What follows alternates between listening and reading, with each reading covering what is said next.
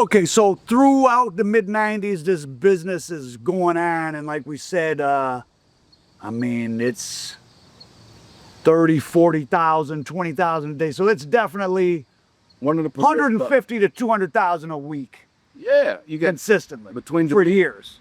Once Demetrius put his bag down, then there was only a brief gap. Then the Dominicans put their bag down, then Pops. So it's 92, 93, 94, 95. All this is going on. So how does a house, and even if there's people coming to spend $1,000, there's still a lot of damn traffic. One out every three. What's going on? Oh, yeah, you said you sat and did what? I did a survey, just bored, smoking weed on the porch. And I just, because we bang it. And this the nerd in me, the academic. I was like, I just want to see the traffic, how many people really coming. The French Road is a major street. It's a 94. It isn't, but it is. But it is. Yeah. Because there's a plant, or there was a plant right there. Right there. So this is, if some Detroit economics, like this is the blue, like this is where a lot of plants were ringed around here. So even up through probably, when did the jobs really go away? Probably the early, like totally. I mean, at least that time you talk. Through the 80s, there was still some. A lot of factory workers came through. So this was a prime factory worker area, which is probably part of why so much drug activity. Exactly. So how does you said 1/3 of the cars you counted were coming to cops? One out of every three cars stopped in cops. What's the relationship, or what, not relationship, but what's going on with the police and raids and all that? So I would say after about a year, that Pakistani run, we had about a year apiece. Now I'm still back and forth from New York, but when I started, so Eddie get the bag about 90, into 93, 94. When I'd come home, he ain't talking about no police problems. It's just money coming in, no static. Then they hit 3875. They hit headquarters. You find anything? No, we had always have had some excellent stash guys. The stash spot was inside the actual plumbing. So when you say stash guys, these are people that's what they did or that's just one skill they had? They're usually skilled tradesmen from the plant. Oh, and they had, over the years, they knew how to get drug. They had so much experience, how the police how to make a boiler work, and then build something inside that boiler that's waterproof. Oh, wow. Or put shit inside a hot water tank. Did dogs ever get brought in? All the time. So dogs ain't perfect. No. In fact, the Pakistanis used to test the bag before they would bring it in with their dogs over there. Oh, wow. To make sure that their smugglers could pass. Oh, wow. So they had trained dogs over there, trained narcotics dogs, and they wouldn't send the bag in. Unless they could beat their own dogs. Unless they could beat their own dogs, yeah. Yeah. So you got this stash in the plumbing. You're getting raided, but they're not finding nothing. What about confidential informants making buys and all that was which that's always how they get the warrant for the raid, right? How did you? But no, in particular individual, they never got an arrest warrant for. No. Who would serve? Like, did you serve customers ever, or just? I mean, I have over the years, but no, we had a crew. Yeah. So if I'm an undercover cop and I come and buy on Tuesday night, was it like a heroin spot's not really open 24 hours? Like, what were the hours? Actually, we were. Oh, really? Actually, we were. But here's the thing. If I come and buy, if I'm the cop or the CI and I come at Tuesday night at 8 p.m. and I buy from one young black male, and when we come back to raid or make another buy, it's not even necessarily the same people, or is it? Again, man, we come from the ancient times. So let's be honest. You had the Cunningham family there, Benny Bo and Amy, shout out to them. You had Paul McDaniels. You had Jerome here. You had the Hobbs. Shout out to Rick Hobbs and them down there. You had Rochelle and them. You had Kevin Hill and that whole crew. Everybody knew everybody. We didn't serve despite of doing them kind of numbers. Oh. If you came here and nobody had seen you or knew you, now a bunch of people, clientele grew. They come with somebody we know. Yeah. And so now you good. So to be, then you can bring somebody you know, and everybody's during that time, people weren't coming and spending $30. No, I mean just the locals, And okay, so So just using that rule of, Don't serve the people you don't know. Or who don't, somebody needs to vouch for. and that'll last you for years. Years. Where now that's what here now with crack. I mean, isn't it true that especially in the 80s, like a lot of people were just starting to do it? It's you're a crackhead for a month, then you're not for a month. So with selling crack, you kind of had to deal with a lot more strangers. But I'm gonna tell you, man, a lot of that should be amateur hour because people be working the spot, they be young. Somebody come and start off and they buy a 20. Then the next day they coming back, they buying an 8-ball. Then the next day they say they want to buy a quarter. Now you do that with me, I know you the police. That don't make That don't make no sense. But people go for it every day. because they ain't been selling drugs. They sold somebody a 20 on Tuesday, now they buying ounces from you on Friday. No, you the police, man. You the police. We're not gonna do that. We're not gonna do that at all. You know, you gonna, So then he opens up Paul across the street. He opens up a house because 3875 starts getting raided. He cuts a deal with Paul, God rest his soul, to use his house. And then we started doing barbecues and shit like Yeah, to cover the traffic? to cover the traffic. We would feed the neighborhood 3-4 times a week, put out the barbecue grills. Anybody who walk down the street, you can get a rib sandwich, you can get a hot dog, buy beer for everybody, you know. And that's, So it's like a block party. we took care of the block, and the block damn straight took care. Eddie was good to the block, and the block was real good to him. Any violence? I mean, not obviously you guys, but just around. I mean, this is a bad area. We would always hear about it. It was always somebody getting shot or killed. You know, this neighborhood is a bad neighborhood. It's a rough neighborhood. But Not over here. reputation and how you handle it. People knew not to bring that bullshit over here. First of all, you ain't, whatever y'all street beefs is, that he ran off with your pack down at the house, don't bring that shit over here. Don't bring that shit over here. You know, if you just beat your trick, because we served a lot of trick, you know, back then was a lot of working girls on Mack. Yeah. They were some of the best ones. I'll be honest, you know, Eddie really gave Girls would be, or women would be totally nude. I mean, I was in I was at Wayne and I was at Michigan in '96. But yeah, you drive down Mack, it would be but you be amazed. crazy. And I used to go to Timbo, but that was on the late night hike. And then we Timbo's was right around here, or was. Remember Timbo's? I remember, yeah, I've been there. Then there was this one cross-dresser, but I ain't gonna talk too much about that because I'm gonna be political. But goddamn, we used to joke, he was getting more dates than girls. He was getting more dates Oh, than and they women. knew it was a guy. They knew it was a guy. He was like 6'3". But Did you used to be a model in New York? Yeah. the police really started, the 5th Precinct really started getting on Eddie's back. I mean, they started raiding like once a month. Raid van. Are we approaching the late '90s by this point, or just still '96? We still 96. It's still the Pakistani rub. Okay. So the money is still raining in. I'd say right at the end of the Pakistani run, that's when I had my problem because of what did Biggie say?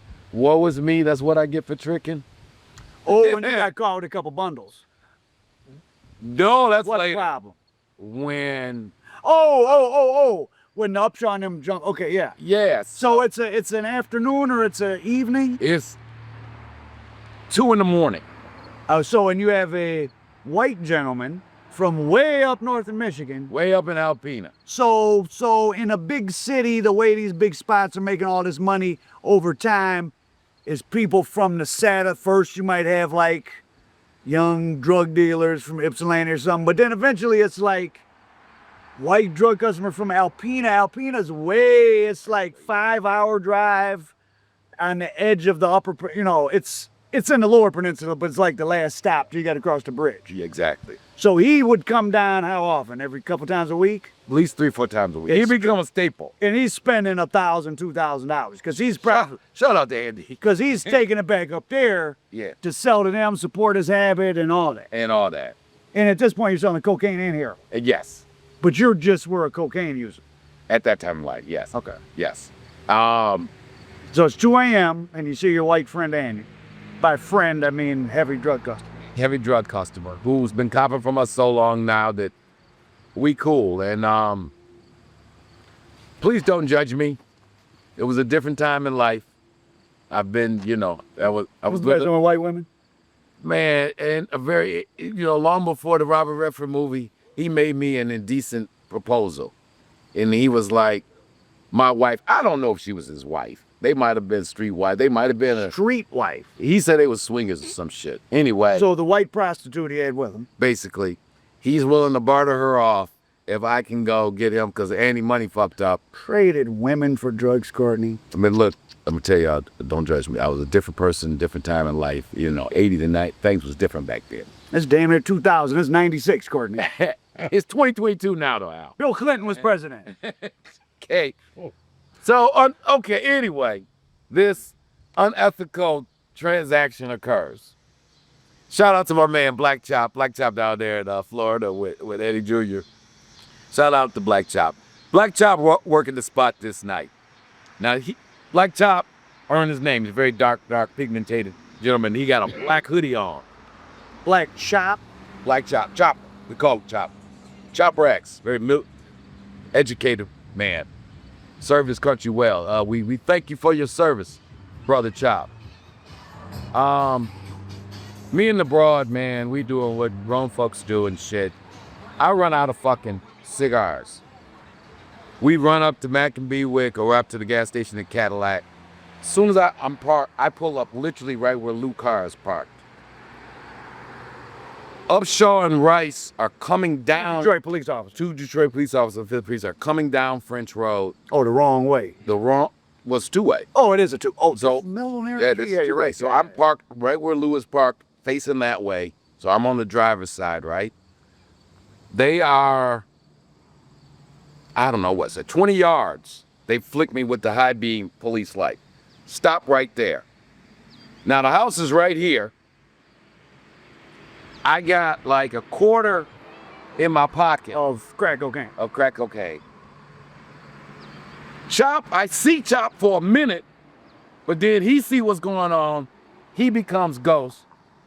And young Becky don't know what the hell is going on. She like, this shit don't happen in Alpena. So they hit me with the high beam and say, don't make a move. Now I know the spot. And I'm like, usually Chop leave the front door open if he outside working. So I'm thinking to myself, if I don't, I'm fucked. If the door ain't open. But you fucked anyway. But I'm fucked anyway, so take my chance. They say don't move. As soon as they say don't move, I run. So it's a short run, right? I just got to cross the street. The house is here, the steps. Back then, I was in a little better shape. I hit the steps. One step, I'm at the door. And then all I'm thinking is, be open. Door is open. I know the house impeccably well, obviously, right? You know, adrenaline is flowing. I run to the kitchen. I know where Uncle Willie keeps the sugar and flour. Throw the bag in the sugar and flour. I run to the bathroom. Soon as I go to my zipper, Upshaw comes around the bathroom with his 9 out like, nigga, you ain't taking no piss. Get your bitch ass out of here. And I go straight parochial suburban kid. Officer, what's going on? Get on the floor. Officer, what have I done? Man, they kicked and stomped me and kicked and stomped me. And every time I talk proper and say, officer, but what's going on, sir? They're like, and they just scouring the house. When you say Rice, that's not Bill Rice. No, that's a different one. That's Rodney Rice. Oh. Rodney Rice. Rodney Rice, Upshaw, Cole, Cartavelli, all of these guys would end up getting indicted. They're robbing drug dealers, taking bribes. In fact, I'll never forget Upshaw in the midst of him kicking me says, you so lucky I ain't got no dope on me.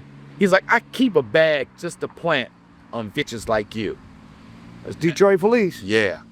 You know, and on a side note, on that, without getting back in the law, I was just telling people about the world ain't always about race. So these are 2 black cops. You know, I got popped by a white cop, by some cops a few years before that. So made it through the first 2 pat downs, and a white sergeant, he patted me down. It's in Detroit. And he finds the bag. He finds my Michigan State ID. He takes the dope and flushed that shit down. How much was it? Same thing, about a quarter. Oh. And he wasn't bagged up. He wasn't bagged up. Yeah. And he looked at me, he found a Michigan State ID, and he was like, oh, because you had what? You're Michigan State University. I thought you went to... I went to Western and State. Oh, I went to all of them because I was as you know, during the story, I was a very busy young man. Oh, you went to state too? I didn't know. Anyway, he flushed the shit down the toilet and didn't want to give me a case because it'd ruin a college case. That was a white cop. He did that. But back to the black cops who were stumping me out on French Road. We're good. Ice cream man, water, make sale, yeah, and a read. That's So, then some gunshots go off on Harding, And they leave you. and they leave you. How long after that when did they get indicted? Like 99, Maybe 98? 3-4 years later. Okay. So fast forward, they steady raiding the spots. I'm back at the spot again. Eddie rolling a blunt. The front room was like where they serve. Either serve through the window or serve through the door. And I see he's driving a white Trans Am at the time. I see a Detroit Scout car pull up behind him. And I'm freaking out. I'm like, Eddie, look, police, they about to come in here. This always just roll. He keep rolling this blunt like I ain't saying nothing. I'm like, nigga, do you see the police is behind your car? Junior, open up that top dresser drawer, hand me that bag. I'm like, man, what is wrong with you? The police are outside, directly outside. Man, will you just hand me the bag? I open up the top drawer, hand him this brown paper bag. He lights the blunt, walks directly out the door, down the stairs, walks directly to the police car. They roll down the window, and he hand them the bag. And I'm sitting here in the window looking at this shit like, what the fuck is going on?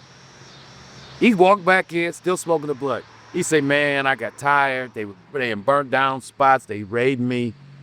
I get the motherfuckers $5,000 a week. They tell me they'll let me roll 24/7. They said they can't. So your guys were you were the corruption. Oh, very much so. You were the corruption. Yeah, very much so. And the game is you know. Negro Poppy, a.k.a. Dr. Corruption. It's just business. Yes. As Damien Marley says, the whole world is a crime scene. Oh, that's The whole world is a crime scene. the whole world is a crime scene. Wow, that's saying what? strong words, but it's not untrue. The whole world's a crime scene. And you know, again, I always try to put it in perspective. You guys hear these big numbers and all of this. In the big picture, we're damn ham thieves.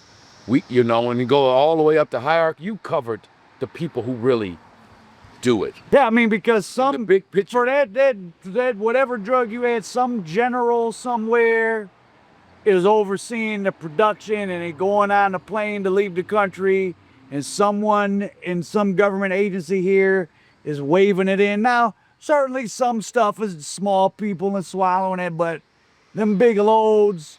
We was dealing with gypsies. I mean, that's what I'm saying, the big picture. You know, I mean, look where I'm at. We on French Road between Mack and Canfield. How big, in the big picture, how big can we really be? How does a powder produce from a little plant in a mountainous area? You can't even call on the phone.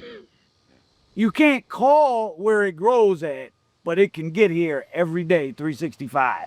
All over the country, America never runs out of drugs. Boston don't never go out. New York don't never run out. Miami don't never run out. Kansas City don't never run out. Chicago don't never run out. Kansas City don't run out? Kansas City don't run out. You know that? I know that because they come here when they get low. Oh, because that's in the middle of the damn country. They don't run. A lot of work in Kansas. Eddie and them used to do a lot of work in Kansas City. Really? Back when? 80s. His old man served Kansas.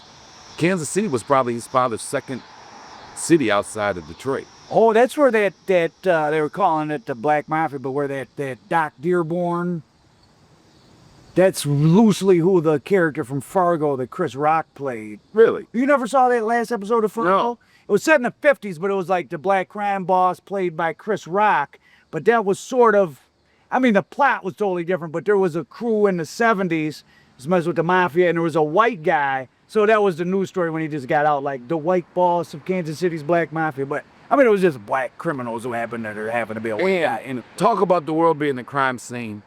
Behind one of these... But yeah, that's a heroin. Right. Behind one of these raids, Eddie got Fishman representing. That's how him and Fishman get... Shout out to Fishman. Fishman, the last white point guard at Mumford. That's right. Him and Fishman, because Fishman must have represented him on 8 different cases, right? Dealing with this French Road situation. But one of the times him and Fishman walking out, when the FBI had started the investigation on the 5th precinct, and they asked Fisher, let me talk to your client for a minute. And Fisher was like, well, I'm not going nowhere yet. What do you got to say to him? And they're like, this ain't about him. We would like his cooperation. We know what time it is. We would like his cooperation in helping us out with bringing down all these cops who've been shaking. What's the street rules on that? Street rules, Eddie abide by the street rules. No telling, you didn't tell on cops either. I don't tell them, I don't talk to police. Yeah. Even about police. I don't even talk to police about police. If y'all get them, y'all get them. And whatever they shook me down for, it took. Yeah, I remember being in the county jail. Guys would be getting taken out at weird times, and you would know, like, why are you leaving in there? But, I'm just going to internal affairs, like they're telling on the cop, and it was kind of like a mixed bag of, like, is that okay, is that not okay? But yeah, maybe if you're kind of lower down the food chain, but at your level, 'cause especially if you have to corrupt police, you don't want no reputation of telling on police. You can't do it. Yeah, you just can't do none of it. Yeah. You can't just let that Can't be. do any- Y'all catch them, but we can't get involved in all of that. Shit. When How after much the time do those guys get? They got some nice little no, jump. one of them ended up committing suicide instead of going to jail. The other one's got like 20 pieces. They got 20. They got some time. Oh, so they probably just got out for Yeah, they've been out. If they lit, I mean, some of them were probably older. Some were young though, or they were all young. They was probably in their 40s to early 40s, so they all should have made it. But not no life. I mean, I'm 63. I just did 17 years for being a crooked cop, and now I'm back in Detroit. Like this. That's a Like, what do you do? Work at Denny's? They was mad, Lonnie, but we had workers, man. They would guys who would just get out of jail one day, and they come shake them down, take their money. Oh, make them sell dope? Yeah, they was fucked up. Oh, so They was taking dope from other people, selling it to Eddie. Oh, wow. They had got So they were gangsters, criminals. They was a corrupt. They was Hardcore. They weren't just stealing a little money here and there. Man. Because that goes on in a big city, especially in Detroit, a lot. So for the feds to make them a target, they were like, oh no, you're your own drug crew. They had overdid. You're part of the distribution network. They had overdid their act. Cause shit, when the case was still going on when Eddie got shot, when he escaped his robbery. Oh yeah, tell us about the robbery and then we'll wrap this one up. So it's not all fun and games, but amazingly, you guys didn't have a lot of violence, but there was a few incidents. Tell us about one. So, yeah, 17 years. Only one really person ever tried it. It was a stick-up crew that we actually served a lot. And that hung out at the end of the block. And they were resellers, or they were users, or Users. oh, User, dope fiend, stick-up man. older guys or middle aged? Nah, they was kind of younger. We're young, Like people. 29, 30. Yeah, I guess I wasn't around. I mean, but you always think like who Maybe are mid-30s. Maybe mid-30s. or would somebody, if someone was 35 using heroin in Detroit in 97, does that mean they probably have been honest as they were 15, 16? Or doesn't seem like a drug that at 32. I mean, I guess nowadays everyone's an opioid addict, but back then it didn't seem like a drug. You were just like, oh, I'm 32. Let me snort some heroin. In the hood, if you came up in the right household. Oh, because you were seeing family members. Yeah, if you came up in the right household. Oh, and they started off snorting. It's not like They don't to go a straight needle. spike. Yeah, they don't go straight to the spike. But I was in New York because I'll never forget the phone call. They called me and they said, they shot your man. And I was like, what the fuck? So, Eddie's told me the story 1,001 times. So the block had told him. Other stick-up men, you got to imagine now, you 15 years in this 20-year run. Yeah. Other stick-up men had told him, Eddie, niggas talking crazy. You need to be on your P's and Q's. They talking crazy. More than one or two people had told him, block talking real crazy. You need to watch yourself. So he upped security a little bit, but not really. I mean, instead of keeping the thing on his side, maybe now if he inside the house, he got it in his hand. Didn't have it in his hand then though. Giggle, shout out to Giggle. He made a mistake, Giggle. Anyway, some guys knock on the door. Eddie say, How many people would be working in the spot at any time? 3 to 4. Always. Wasn't nobody by themselves. No. Okay. And what's everybody doing? Like someone's got to, like Somebody's got the bag, somebody's looking out, someone's serving, and then Eddie's overseeing it. if he there. So in the bag, so it's brown paper bags are like 10,000 in dimes, like a big shopping bag. The way he used to do it, he had one bag of boy, one bag of girl. Cocaine here. And he used to like to do tradition so it would never be too much there. $1,500 boy, $1,500 rod. And where would the rest be hidden? Some. One of the houses on the block. Okay. What that's the video about? French Road back in the day? How long you been over here? Yeah, I come over here. Oh, okay. Yeah, right. Yeah.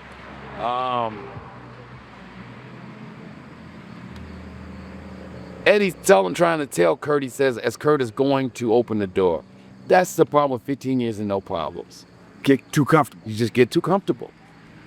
Even though this is, I mean, this is a rough neighborhood. this is an East above Side. average crime neighborhood in America's most dangerous city. So It's the lots of things happening. Yeah, it's real. It can happen, and it will And happen. it's happening all around you. People getting killed for gym shoes. They getting killed in $50 dice games. And this day, it did happen. Yeah. So it's Eddie, old man, Uncle Willie, Kurt working the spot. Young Derek was in there. And anyway, as soon as Kurt unlocked the door, the niggas holler police. They had like they didn't have on police uniforms, but they had like a blue half-ass uniform, right? Some shit hanging around that looked half like a badge. They holler police. Soon as the door, they bum rush the door, pull out the pistols. It's 3 of them. As soon as they see Eddie, they like, check it in, man. So Eddie give him the cane, he give him the boy, he give him the girl. I think he had $3,000-$4,000 on him. Give him the money. But now they from here. They know the kind of numbers the spot doing. They're like, man, you need to come on in with the rest of the shit. That's scary though, because if someone from around here is robbing you, you kind of think like, well, you guys ain't gonna rob me and just go walk right down the street. Are you gonna kill me? Well, that's what led to his actions, because that's exactly what he's thinking. Not to mention, they're not wearing masks, and there's like 4 witnesses there. So Eddie is thinking, not only am I done, but this shit gonna cost everybody. And this is a city where there's triple and quadruple homicide. all the time. Yeah. All the time. No, he knows if he don't figure a way out. Because you robbing somebody right, like, And you've done, like, you're And he probably ain't had a done reputation of somebody, or his father ain't had a reputation Send them that these is some- kind of people that you just gonna rob, then go about your business. say somebody coming to see. So he know that the only way to stall for time is they think he got more money and more dope. So they were probably, he felt like they were planning on killing. Yeah. Well, and they would prove him to be correct. So they have him get naked.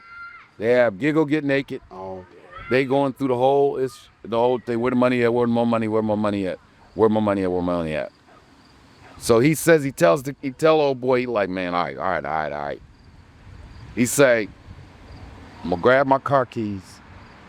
Now, the sticker man ain't thinking good because he's mind too much on the lick. If he should have said, the sticker man would have been thinking, he just said, why you need to grab your car keys? Why I can't get your car keys? Yeah. But God is good. It's happening like that. It's happened like that. He's like, let me get my car keys. I'm gonna tell y'all where it's at in the car. He jumps through the window. It was 3. Oh, once he has the keys in his hand. Once he has the keys in his hand. But he doesn't get a chance to get to the car because they end up shooting him as soon as he gets out the house. So he jumps through the window naked. He's told the story. He jumps through the window naked.